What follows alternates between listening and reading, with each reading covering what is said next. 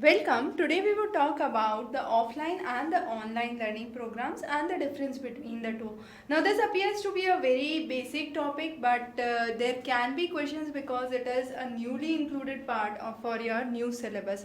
So let's first talk about offline learning. Offline learning, we understand the role of the mentor is very important. So whenever there is offline learning, you can jot those down to the back ages of Dronacharya and Arjun. So it was a kind of learning where you had the role of the mentor or one who teaches, which was very important. Of now, you can have a very important question in your exam. What can be the added advantage of offline learning versus an online learning? So one of the added advantage would be you get to learn more of values. You learn or imbibe the values of motivation, discipline, kind of social structure or social relations, how to maintain a social relation.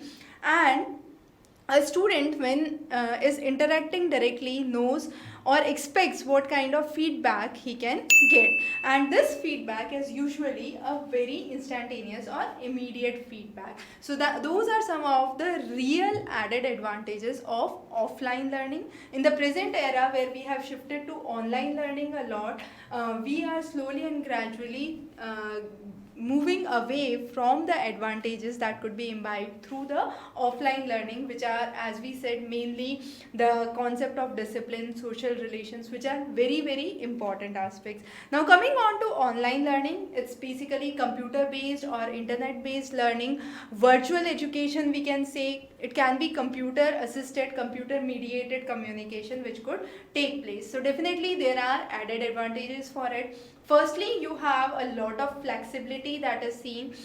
You can study at your own comfort. You can study during the day, during the night, at home, in a cafeteria, at your friend's place, or anywhere that you want. And definitely the cost is much more lower as compared to offline learning.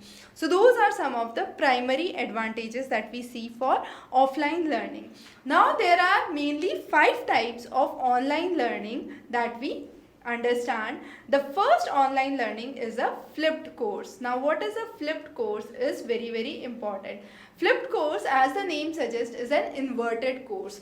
So what happens is, you have the assessments, you have the video lectures through the open source that's available prior to the classroom, so you can just have a look onto them and attend the class later. So it's a inverted classroom where you read at your own pace before the real instruction takes place. The next important one is a hybrid course.